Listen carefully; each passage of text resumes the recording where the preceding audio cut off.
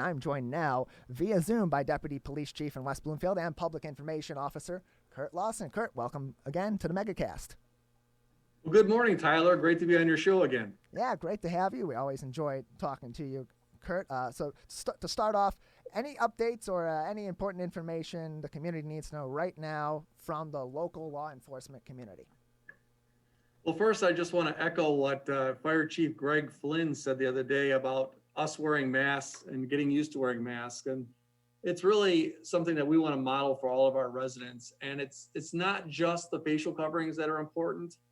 That has to be combined with the hand washing, the disinfecting of commonly touched areas, and that social distancing. All of those grouped together is what's going to really push us through this. And we're going to reach the end of the light at the end of that tunnel.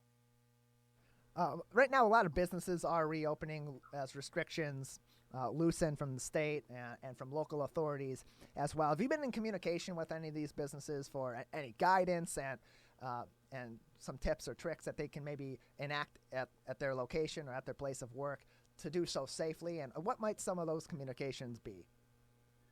Well, right now we're in the education business. We're not out there writing citations or placing people under arrest for violating the governor's orders, but we are out there educating. And there's been over 72 different executive orders that have come down that we have to interpret. And we rely quite a bit on Dana Nestle, our Attorney General, our Oakland County Prosecutor's Office, our local attorneys here to interpret those executive orders. And then we're educating the community, the business community. I've received so many calls from our golf courses on different questions that they have, because there is a lot of gray areas. So we're just really all working together, and I couldn't be happier with our residents, our business owners, our community leaders. As we move through this difficult time, we're all working really well together. And I think, it could be a whole lot worse. I don't think all communities are doing as well as we're doing, working our way through this crisis. So you spoke a little bit about Dana Nestle and her offices helping and clarifying some of these orders and helping your team and other local law enforcement better enforce these new regulations and these new laws under the emergency powers. What kind of clarifications were you looking for? What did you receive? And how is that reflected in how law enforcement locally is acting at the moment? Well, not surprisingly, as we get closer to the election, we're seeing politics kind of rear its head here, and it doesn't matter what side you're on. But there was an email that went out from Dana Nestle's office from her spokesperson to law enforcement that said to proceed with caution because the Republican-led legislature had challenged the Emergency Management Act of 1976, and they did not extend that. So the Emergency Powers Act was put into effect, the 1945 Governor's Act that continued the stay-at-home, continued the restrictions that are currently in place. So Dana Nestle did come out. She sent an email, a letter to all the chiefs of police stating that she felt that the orders that were put in place are lawful. So it's her determination that we're going to continue to stay the course, and law enforcement is going to continue to educate and enforce the governor's executive orders. You've touched a lot so far on the importance of education as we come out of this crisis slowly but surely. And the last time we had you on, we talked a lot about families making a plan to reacclimate themselves to society as kids go back to playing with their friends and mom and dad go back to work and in the office and so on. Right now, you said, and we talked off air just before the show, that educating kids has been a huge part lately of that education effort by the police department. What sort of things are you educating kids on? How are you going about that?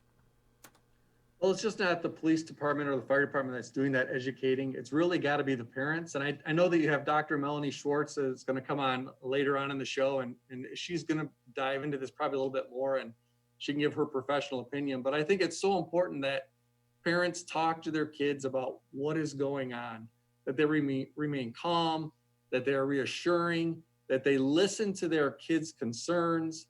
And, it's okay to reduce their exposure to online content and the news media, make sure that they're providing accurate information that they can find from the CDC or oak.gov, and then teach them proper hygiene.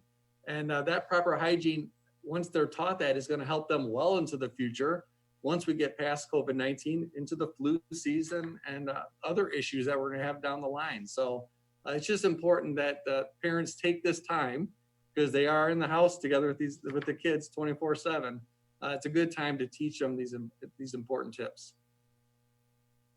And on top of that, it's good for everyone to be practicing these as well, regardless of if you're young or old or where you're at. Practicing these social distancing guidelines and wearing your mask to protect yourself and protect the public. But some people may not comply. That's just a fact of reality with anything, with any law and with any social practice, that some people are just not going to comply. But in public, if you're in a public place and someone's not wearing a mask, or you see a group of people and they're not social distancing, should you confront them? Should you ask them about it? What should you do in terms of communicating with law enforcement? What's the best practice for civilians like me out there if I'm seeing someone that's not complying? I think the best thing that you can do as a civilian is just model the recommendations that we're providing, that the CDC is providing, to do that social distancing, to wear your facial coverings in public. I just went to Costco in Bloomfield Township the other day, and I was amazed and very happy to see that everyone in that store, whether they were working or they were customers, were wearing facial coverings. And then I had to stop by Dunham's in a township north of us, and I was horrified to see that about 70% of the people in that store did not have facial coverings. So we really are pleading with our residents and the community to take those proper steps, wear your facial coverings, and keep that social distancing. I know that we're all anxious to go outside, and we had a little excitement with the warm weather last weekend, but really this colder weather, the rainy weather, is not a bad thing. It's keeping people inside, and we're seeing a flattening of that curve, which we were looking for. But we have to keep the social distancing, the proper hygiene, as we move forward, even if the curve is flattened, because what we don't want is in the fall to have this a spike later in the fall. And that's one thing we don't want, because then we're going to go through all of this again. We're going to have our businesses shut down, our schools shut down, and that's what we don't want. The Michigan State Police, we saw a report this morning from the Detroit Free Press that the state police is saying they're seeing less traffic, but they're seeing a little bit more uptake in speeding. With there being less cars on the road with social distancing guidelines, people may be driving a little bit quicker than they should be or than they normally do. Law enforcement, on your end, you guys have seen a lot of vehicle accidents in normal times, and even have probably seen a good few in these times. How dangerous, can you just go in just a little bit before I let you go, about how dangerous speeding really is? Well, traffic has always been a concern here in West Bloomfield, and it has been one positive thing since the beginning of March, is that we've had significantly less traffic on our roads and a lot less traffic accidents. Overall, our run rate within the police department has been lower since the beginning of March. Just in the past week, we've seen a little bit of an uptick. Over that 1 month period or 2 month period, we've seen more family troubles, more domestic violence incidents, about a 10% increase. But overall, in the police world here in West Bloomfield, our run volume is lower. And within our fire department, it's been significantly higher since the beginning of March. But the fire department's done an absolutely outstanding job through this entire crisis. All of our local law enforcement, our first responders, they've been doing fantastic work, keeping the community safe, and as we've talked about, keeping the community informed and educated, because it's a tough situation. We aren't going to learn everything on our own, and there's going to be some trial and error. But having some pillars in the community that have done the research, have been a part of this emergency response, and can help us out, it's really helpful, and it hopefully will continue to make our society that much safer. So, Curt Lawson, Deputy Police Chief and Public Information Officer in West Bloomfield Township. Anything else that we haven't gone over yet that you'd like to say, or that's important for the community to know? Well, I think you are providing a great service at Civic Center TV. You're really pushing out verified information, and I'm trying to do the same thing with my team here, with our public information team, as we're pushing information out through the township website, the police Facebook, Twitter. So I just appreciate your partnership, and we're trying to educate our residents on how they can be safe. And And like I said, we're going to get through this all together.